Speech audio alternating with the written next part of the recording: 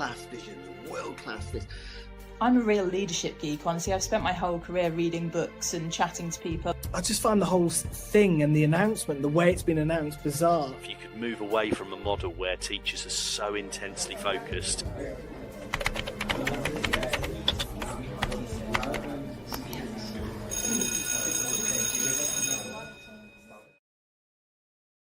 Good day, everybody, and welcome to Teachers Talk Radio for a special preview of BETT Show 2025. We cannot wait for the next BETT Show. We've attended with Teachers Talk Radio for the last 3 years. It's been an immense experience from a networking point of view, from a learning point of view, and also the opportunity to be part of the EdTech ecosystem, for want of a better word, and the ability to mix and mingle with the great and good from the world of educational technology and the world of educational startups. So that's been incredible for us, and obviously we're really, really looking forward to attending again this January, where you can actually come and visit us on the TTR stand. So we can't wait to meet you. Obviously, make sure you come and see us. Make sure you come and say hello. We're going to be conducting interviews all the way through the show. We've got some special live streams during the show. We're hopefully going to have some big interviews during the show. And of course, you can look forward to the special BETT Show podcast after it's all done. So if you can't attend, you can catch up on all the main things. As I mentioned, we've got a little preview today with Duncan Verry. I'm going to bring Duncan in now. Duncan, good day to you. Hi, Tom. Nice to meet you. A real privilege to be speaking with you today. Fantastic. Duncan is the portfolio director of BETT. So he knows everything there is to know about BETT Show, right, Duncan? I'd like to think I know a bit, but this will be my first BETT in charge. I've attended many years ago as an exhibitor, and I've attended as a visitor or a delegate a number of times. But I joined BETT back in February, at the end of February. So this will be my first time. I think I was brought in because I've worked in education for so long, not as a teacher, but working for TES. I run my own startup, which helps schools with digitizing supply teacher recruitment. So I've seen the education world from a number of different perspectives and angles. I've been a school governor as well. And I think the BETT team brought me in to try and understand a bit more of the agenda of education and to try and change our approach a little bit and provide more things, both at a sort of strategic level at the show, which you'll get from a lot of our content sessions, but also at a practical level in terms of the CPD training and opportunities to interact with the technology that we have. I certainly don't know everything yet, but I've learned a heck of a lot in the 10 months that I've been here. Brilliant. And obviously, for anybody who doesn't know, can you tell everyone out there what BETT Show is? Because there will be some people who don't have a clue what we're talking about from the outset. Yeah, of course. So the BETT Show is the largest EdTech show in the world. And we think it may even be the largest education show in the world. 3 days in January, at the end of January, so 22nd to the 24th of January in 2025. So encourage all of your listeners to enjoy their Christmases, but start thinking about the year ahead. It's free for all educators to attend, and we get over 600 exhibitors there showing technologies that they will already have and will know: Microsoft, Google, Canva, Adobe, hardware providers, Dell, HP, but also lots of software-specific companies that are doing some unique things in education. Arbor, as an example of an MIS system. So over 600 companies are coming, and that's sort of trade show part of that. But obviously, we're surrounding that by a lot of content.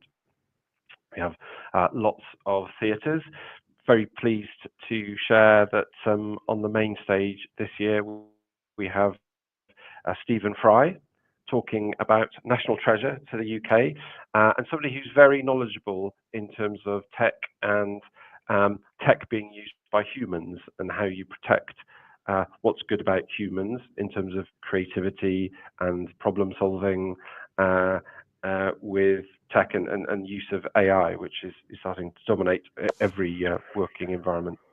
But then we also have a number of other opportunities for teachers to learn. So we have something called Tech User Labs and Table Talks as well. So it's a whole a wide, diverse, exciting, energetic array of learning and visiting and playing with the technologies, but also sitting, listening, and horizon scanning for the future, but also understanding solutions that might solve immediate problems within the classroom right now.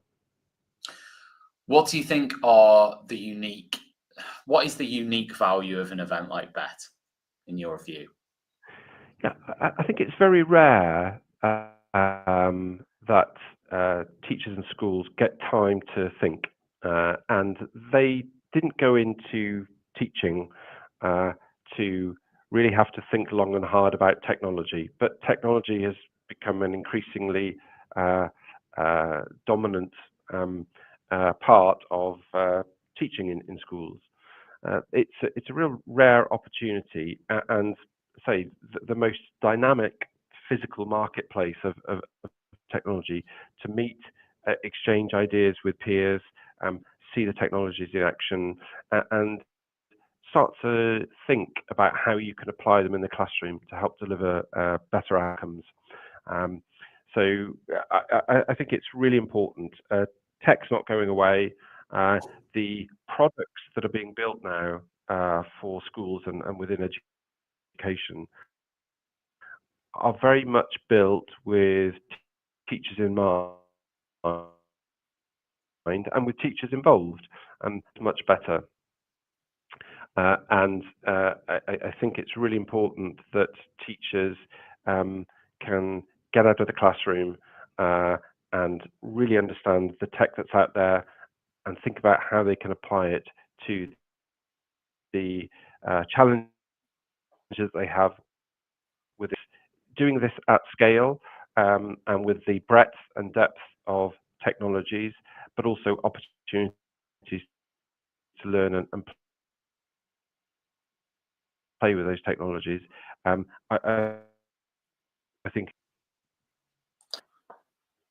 Yeah, no, absolutely, Duncan. I was wondering if you could tell me though a little bit, because you mentioned table talks at the beginning. Can you tell me a little bit about them? Because I really enjoyed them last year. I thought they were excellent. But tell the listeners what that is. And I'll be honest with you, we've sort of copied you a little bit.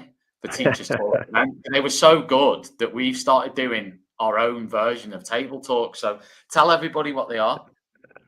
That's excellent. I'm all for more and more peer-to-peer networking and learning. I think by their nature, teachers have a fairly unique job and like learning from other teachers and sharing issues, challenges, ideas with other teachers. And that's the premise for Table Talks. So last year it operated in a big hall downstairs from the exhibition stands at BETT. Had I think 100 tables, each could sit 10. And when you register, you get a chance to register your interest in certain topics that are being discussed at the table. It seemed that it was a hugely cathartic, therapeutic exercise for teachers who, unsurprisingly, but probably with a great degree of comfort, found that some of the issues they're facing as a rural primary school teacher in the UK are similar to those of a secondary school teacher in the Middle East or a primary school teacher in India. Some of the challenges are the same, right? But schools and individuals and school systems the world over are approaching these problems sometimes in different ways, and there are learnings to be gained. You know, a problem shared is a problem halved. So yeah, there were some really interesting discussion topics. So we're just about to launch. We've spoken with the BETT advisory board, who are all practicing teachers, very experienced teachers, to make sure we get everything that we do in these content sessions right. And we've got the topics, which we will publish shortly, but people can register, sign up for the table talks. Again, they're free for educators, and get matched with a group which has enough differentiation to present different ideas, but enough commonality that you're not sat with lots of people from completely different school systems or different parts of the world. So yeah, there's a little bit of sort of intelligent matching going on to get a group of 10 together with a topic. Somebody may be appointed as a moderator, but it's from within that group. And yeah, what we find is the conversation flows, and there's a lot of excitement and energy and learning that comes from it. I also like that idea of, and again, you can correct me if I'm wrong here as well, but in the table talks, there isn't, it's not necessarily full of, you know, sponsored content. It's very much around sort of discussing issues that matter to teachers, whether within the EdTech world or beyond. Yeah, no, we've deliberately, and will continue to do so, keep sponsors and exhibitors well away from table talks. There might be one sessioning happening this year, which will be like a table talks for children, where actually they get to sit at the table and play with some of the technology, or undertake some of the products, and these will be worksheets. I think it's a company that provides worksheets, because we're also conscious that teachers that bring school groups, they need meaningful learning activities for the children as well. So I think that's the only involvement for sponsors. But yeah, table talks is one of those things we just do for free because, you know, as I always say, in the vast room that is the Excel and at BETT, you know, we have government decision makers, policy makers. We have the biggest and some very small, unique, innovative tech vendors. We have school leaders of all levels. So from the curriculum side, from the strategic side, from the financial side, we have classroom practitioners.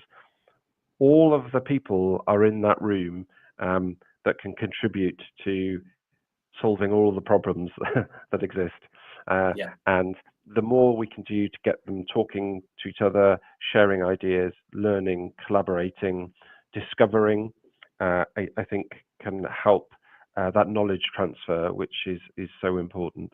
So yeah, the Table Talks is one of our initiatives to try and facilitate that.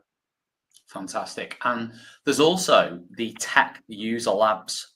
Now, tell me about those. Tell me about Tech User Labs, because again, these have generated a lot of interest over the last few years as well.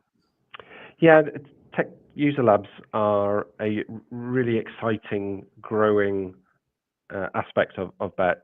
So in January 2024, that BETT, we had 12 Tech User Labs.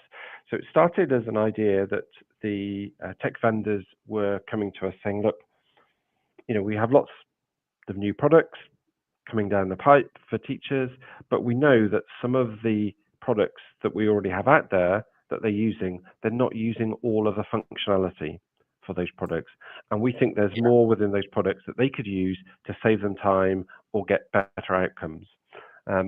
So we said, well, how about we run masterclasses? And that's effectively what they are. So you will have people from Microsoft or from Google or Adobe, you know, the common technologies that many people have within their school tech stack and are using on a daily basis. And people from those tech vendors will stand at the front and just help you unlock some of that functionality. So most of the teachers are attending with their laptops, and they sit in a room, about 100 to 150 in a room, and they're discovering how to use Copilot in Microsoft better, how to use Gemini in Google better, with some real life examples of how it's being used within the teaching world, and how to save a bit of time, or did you know it did this? And those are really sort of interesting CPD sessions for teachers, because we know, and we run an AI report where we surveyed 1,000 teachers, and so little attention is paid to tech training. So lots of technologies can get implemented, but if the training isn't there, they get left on the shelf or unused or not used to the best of their ability. And probably the reason that I took the job as portfolio director as BETT, I could see the advances in technology, and with AI coming, it's frightening the pace at which the quality of the technology and what it can do that comes out from some of the leading vendors. But the teachers just haven't got the time to sit down and do all of the tech training that's required to get a good understanding. So we said, well, we need to provide that. Again, free for teachers. It's paid for by the vendors. They want teachers using their technology to the best of its ability. We've also brought some of those vendors into our studio that we have in the basement and recorded digital tech user labs. They're all available on YouTube for free. So it's people who have worked in classrooms telling you, have you seen this a little bit in Microsoft Teams? Have you seen this within Google Classroom? And specific aspects, short, bite-sized bits of learning. We want to help teachers unlock the functionality that exists within the current tech to help save time, improve outcomes, and just make their difficult job of teaching much, much easier, which is what tech sets out to do.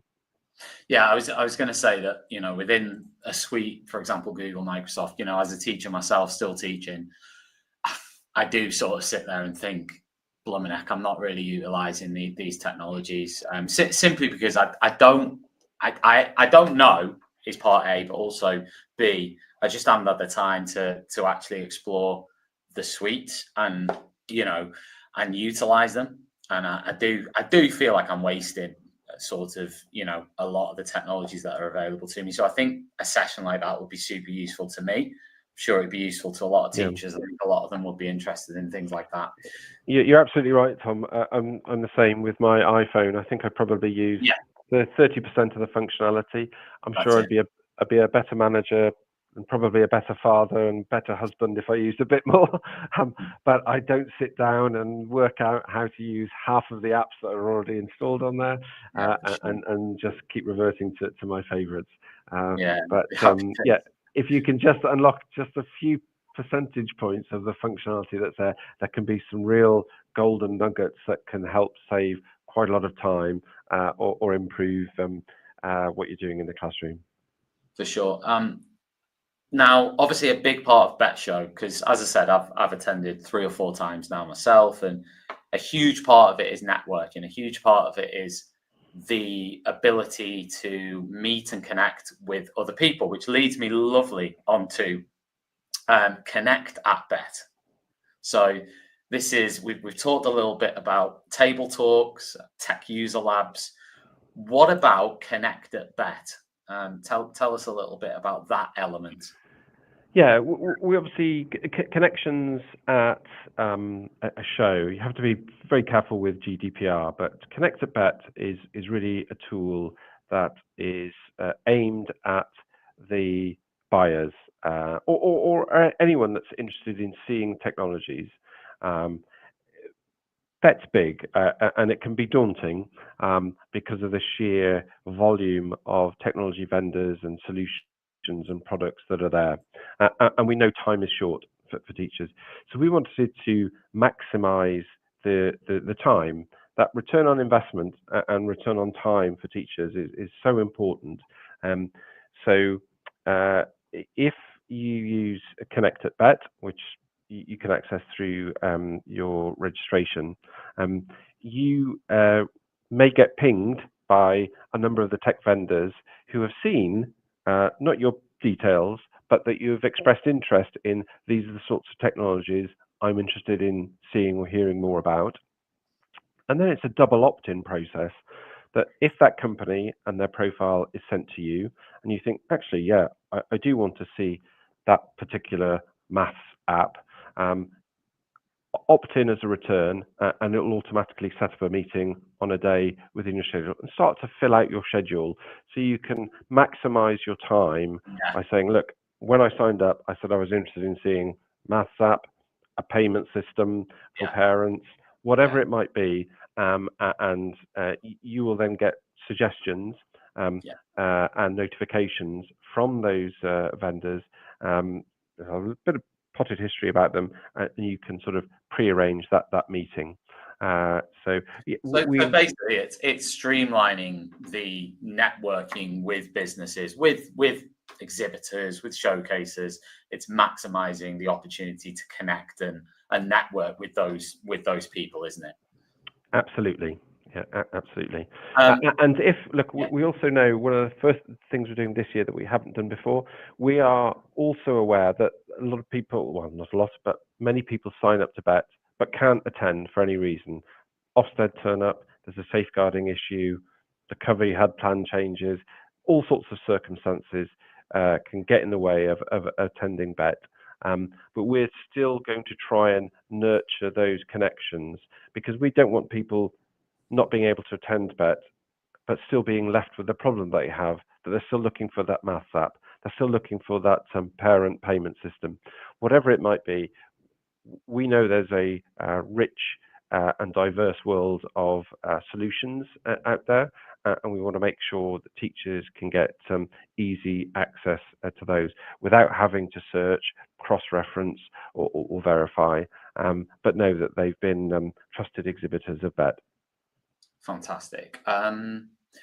So, listen, I mean, thinking back to the last BETT, or thinking back to the most recent BETT show you've attended, because I know is the BETT in Asia as well. I think there's different BETTs around. I'm not sure when the last one you attended would be. Would it be last? It was BETT Asia, so that was the first BETT that I was responsible for. So we have BETT Asia, which is the first week of October, 2 days in a very hot but a very rainy Kuala Lumpur, which serves a lot of the Southeast Asia community. And then we have BETT UK at the end of January, 22nd to 24th in 2025. And then we have BETT Brazil as well, which takes place at the end of April. I got to go to BETT Brazil in April of this year, but really just as an observer. I'd started, but got to meet the BETT Brazil team. And now I think we decided it was a good opportunity for one person to have a single view of all of those BETTs across the world and start linking up and sharing the knowledge that we get from teachers and the questions that they have and the changes happening. And there's some really interesting things. So the law has just changed in Brazil, which means that schools have to be much more accessible to pupils, whereas before they could be much more selective if children had specific needs. That's a real significant step, and would seem very strange to the UK, where we've been inclusive for so many years. But the law's just changed in BETT Brazil, so they're really trying to get their heads around inclusivity, accessibility. What's it going to mean for staffing, one-to-one support, teaching assistants, learning support assistants, the different technologies. And we've got a role to play in saying, well, actually, we know lots of good companies and schools and experts from our BETT community in the UK that can help with that. And this way, with these sort of 3 footprints that we have around the world, we can help be a catalyst to try and share some of that knowledge and some of the practical solutions that exist to help. Spot on. I mean, that sort of links into what I was going to ask you, because I was going to sort of touch on the sort of digital literacy gaps that there are in the world, in certain professional communities, and that extends to every country in the world, really.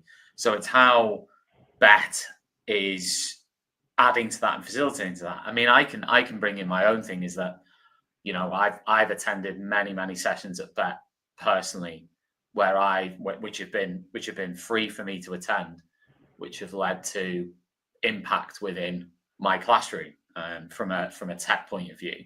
So obviously there's that, But I wondered, is that what you'd point to, or is there a wider thing that BETT's doing to impact educational practice? Yeah, I think, well, there's two things. For me, that experience of yours is the most important.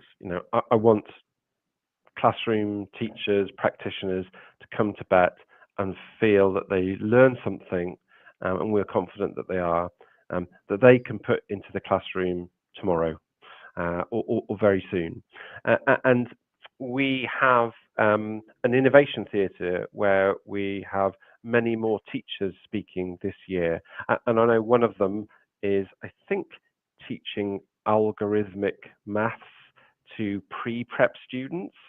I mean, like 3-year-olds. And I'm thinking, okay, who would choose to do that? But he does it through the use of Lego, and says, look, no, if you use Lego in this way, you are training that brain muscle to prepare it for thinking in terms of algorithmic maths, which has great implications for software development, future careers, that sort of stuff. But starting a very early age, he learnt those ideas from content sessions that he attended at BETT, went back to his school, changed a few things, introduced a few new technologies or products, and has done that. Now, on a macro level, we're really pleased this year to have become part of UNESCO's Global Education Coalition. So this is a number of typically global companies and NGOs who are committed to doing something to solve that digital literacy gap, and make the access for technologies, the availability, the understanding of them, much more readily available for students, children, schools, wherever they may be in rural parts of the world, and that's really important to us. We talk at Hive about making game-changing impact through our events. There are certain things that happen in the excitement of a 3-day event like BETT, for sure, but the ripples will extend much further beyond BETT, and the results and the learnings, we hope, make huge impact. But we want to continue to do that. It's we're in education, and we don't take that lightly. And we think that we can play a role to make education better globally, through the impact that we have and addressing things at a macro level. But for me, it always starts with, okay, what is the classroom teacher going to learn when they come into BETT? Are they going to find a solution that they can see it's going to help them? Can they take inspiration and hope from another teacher that has used that? And that I think is almost as powerful and important to us. I mean, I wanted to ask you actually about any example you've got of an innovation or a connection or something that was almost made at BETT. Is there anything you can think of where you go, that was us, we did that? Yeah, well, I'll just sort of draw upon again the experience of the deputy head of the sort of pre-prep school. I was surprised, but he said, no, I learned so much at BETT. I went back and I changed everything that I did, and he's coming back to explain that. And obviously, it's a year later, so we'll be able to explain this is the impact that it's making. There are so many schools that we hear great things about, and what I would say, one new addition to BETT this year is we have a live classroom. So we built a classroom in BETT, and we are getting a junior school, a secondary school, and a special school to come in and teach lessons, because we know they are very good users of tech. And there's a small viewing gallery, but the children will be there. They'll be just doing normal lessons, as it appears to them, although they'll be in the very big Excel hall. What age will they be, Duncan? So there's a junior school, and a secondary school, and a special school. I don't know the exact ages of the classes, but we're covering all of the phases. Selected for that? Are they from local schools, or what? Yeah, we approach them. It's not a sort of prize or award. I think we're leaning on them to say, look, we hear you do great things with tech Yeah. at your school. Can we Yeah. come and see? We went to see and said, this really is incredible. Yeah. And then we started sort of seeing the idea. That for me can be a bit of the missing link. It's great listening to presentations, and it's also great learning how to use tech within the tech user labs. But sometimes people want to see, well, I want to see children interacting with it. How is this taught? How do they react? Can they comfortably do this? And it gives them a great deal of confidence and comfort that that can be replicated within their own class. Fantastic. That's brilliant. I mean, what without stating the obvious here, AI is just is everywhere, isn't it? I think for some people they're starting to feel a bit sort of sick of it already. But on the other hand, it is a reality now, and it is growing at such a rate of speed, and the growth of new apps and new opportunities and new developments. I wondered, just generally speaking, what are the trends that are emerging for 2025 for BETT? Is it all about AI? Are there other trends emerging? Perhaps you could tell us what's going to emerge, from AI into 2026, perhaps. But what are you seeing at the moment? Yeah, I think it is very prominent. We deliberately tried this year to not make everything about AI. There are a number of other things going on within classrooms about Duncan, devices. how dare you say anything other than AI happening in technology? Devices, accessibility, recruitment and retention of teachers, big macro level issues affecting school systems all over the world. But we cannot deny that technology has its kind of own superpower right now, which is AI. I've sort of coined the phrase, I think it's like a weapon of mass production, in that the ability for output is huge, and that's the game-changing impact we all hope that it will make. But yeah, it's frightening. It's dependent on the inputs, and they could come from a variety of sources. So absolutely be careful in terms of what you use and the outputs that you get and how you apply them. I think for me, I can't sit here and predict all of the trends that are going to happen with AI. I think there's clearly some nervousness about it. So we released our recent global AI report, say after researching 1,000 teachers in the UK, and 39% of schools are using AI at the moment, which that was encouraging, I think, because it's still in its relatively early phases, but growing very fast. And probably there are some school leaders waiting for a bit of guidance, governance on how they should use it. What I get really encouraged by is seeing use of AI in non-learning, non-teaching related disciplines or activities within schools. Timetabling, those things that take up a lot of administrative time. There are ways that AI can be used to save that time, so more of that time can be pointed at quality teaching. It was universally sorry. Yeah, no, I was just going to say the ones I've seen that have been interesting have been things around attendance, AI with attendance, AI with almost like, I hate to say the stuff I consider to be the boring stuff, but other people love it, right? They geek out over it. For me, it's like my worst nightmare. But timetabling, attendance, school trips, there's a lot of sort of avenues there that AI can be incredibly effective, even beyond, I was using Claude AI last week to actually mark and to develop mark schemes, and obviously this is the thing, I've had to tweak them. I've had to sit there and actually work on it. I couldn't just input into the AI and say, oh, Bob's your uncle. I think there's a bit of a danger of that happening across the board. When I've done that with lesson plans, for example, you get something that, despite how good and impressive the AI is on the surface, sometimes you get something quite generic out as an output from a lesson planning standpoint. But however, I have seen things like Toddle, for example, where when you plan, they will give you resources. So they'll give you either links to resources or they'll create resources.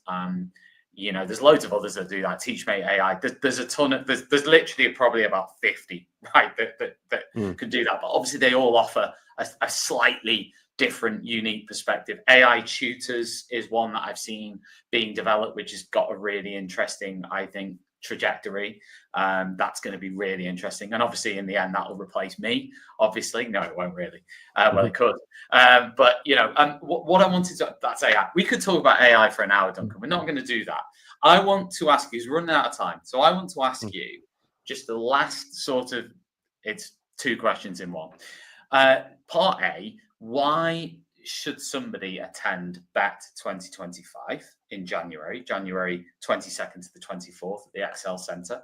Why should somebody attend it? What makes it really unique and really amazing? I mean, I could talk about that, but I want you to tell me.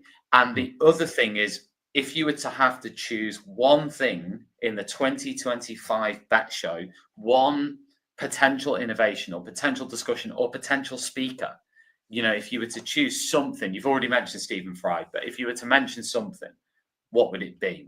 How are you enticing people to attend this event? Okay, that's 2 great questions. And again, I'd probably need, if I was doing my job properly, I would need a day to answer those, to promote BETT. Why should people attend? Look, I genuinely think whether you're a classroom teacher, you can go and get CPD accredited learning, either using tech or all of our content sessions end up being CPD accredited. So there's lots of learning to be done that can help you in the classroom immediately. For the school leader or buyer who's has a gap, a need, there's the biggest collection of EdTech technologies from all over the world as well, under one roof. Okay, so there will be a solution to your problem through tech if you are seeking one, and you can get to play with the technology, you can get to understand the full product roadmap, and meet the key decision makers.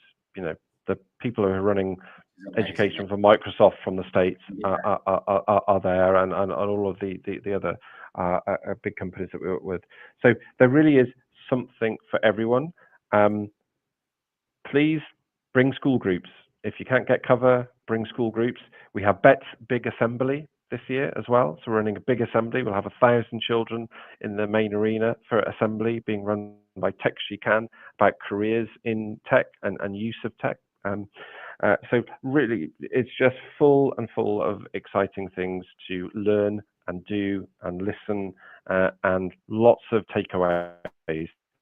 And hey, it's our 40th birthday, right? BETT's been around 40 years since technology was very different, and there's going to be a bit of a celebratory feel.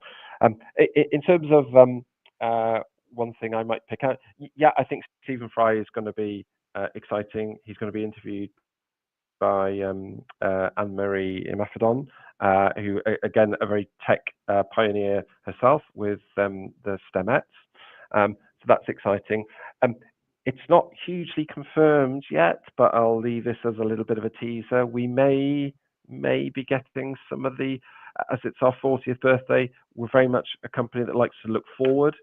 You can't help but do that with technology, but we might indulge a little bit and look slightly back and get some of the previous education secretaries of state on stage. Think, okay, what's happened since you were in charge? That might be an interesting little look back. That's not all confirmed, but those are the sorts of things we're thinking about. Look at the journey. Look, I'm hugely encouraged, right? Teachers, the internet came, they took it on. It was disruptive, certainly when it got onto devices, but they've handled it and embraced it.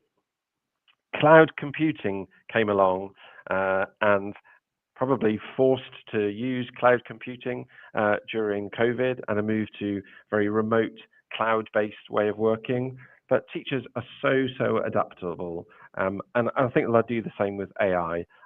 But BETT remains one of the best places to learn what's coming next, what's out there, what can be used to help you immediately, what's coming in 6 to 12 months' time, and start thinking about how you can adapt that to the classroom and to suit the very tech-savvy children that they're teaching.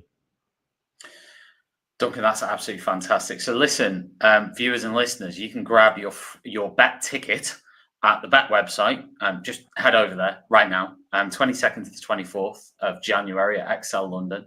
And yeah, if you want to experience everything we've just discussed in the last 40 minutes, then definitely head there. I highly personally recommend it, but also Teachers Talk Radio recommends that you grab yourself a ticket. And if you can, get over there even for a day, an afternoon, whatever you can afford as a teacher or school leader, it's well worth checking out. Duncan, thanks ever so much for your time today. Thank you, Tom. Really look forward to chatting again. Thank you. Thank you. Outstanding and world-class vision, world-class this. I'm a real leadership geek, honestly. I've spent my whole career reading books and chatting to people. I just find the whole thing and the announcement, the way it's been announced, bizarre. If you could move away from a model where teachers are so intensely focused